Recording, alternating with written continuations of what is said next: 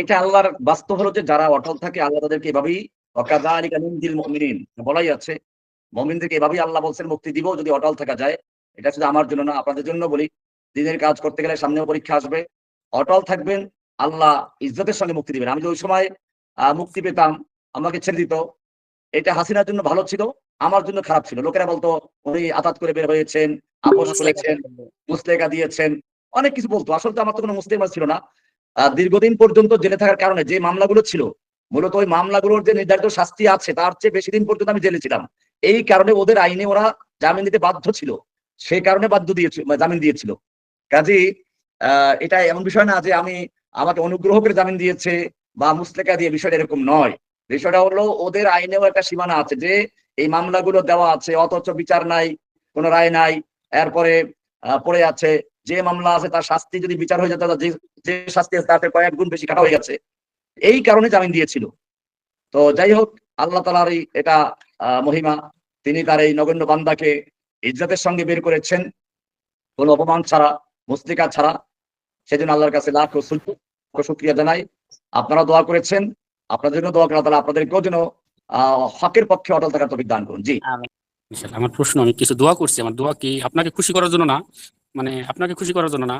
অনেক সময় যেমন দোয়া করতাম, আল্লাহ আমার মতো ফল্টু মিয়া জেলে, মানে দুনিয়া থাকলেও লাভ নাই, আর দুনিয়াতে চলে গেল লাভ নাই, জেলে থাকলো যে কথা, বাইরে থাকলে একই কথা, আমার পরিবর্তে শাইখ জসিমউদ্দিন বের হয়, এরকম দোয়া করতাম। এটা কি ভুল ছিল না সঠিক ছিল?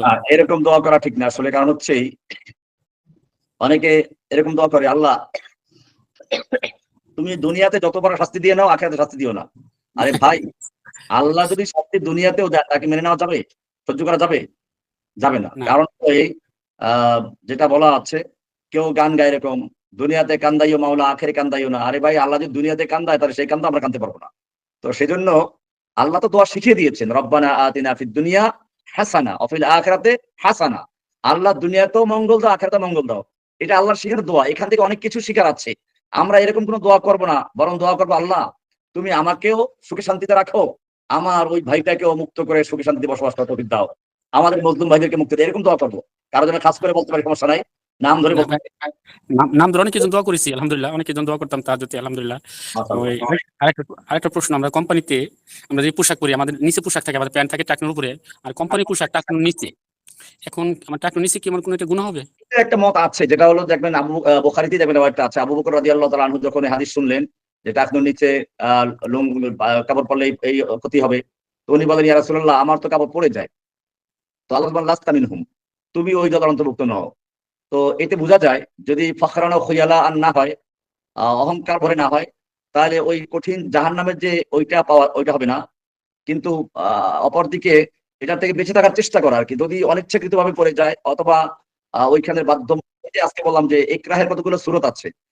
এরকম যদি পোশাক আদি ব্যাপার থাকে, তো চেষ্টা করবেন কেটে, ওই টাকনুকিরা পর্যন্ত পোশাক তৈরি করে না। আমিও তো নিজেও এক সময় সৌদি আরবে, তো যদিও সে চাকরিটা ওইভাবে না, কিন্তু একটা পোশাক পরতে হতো আমাকেও।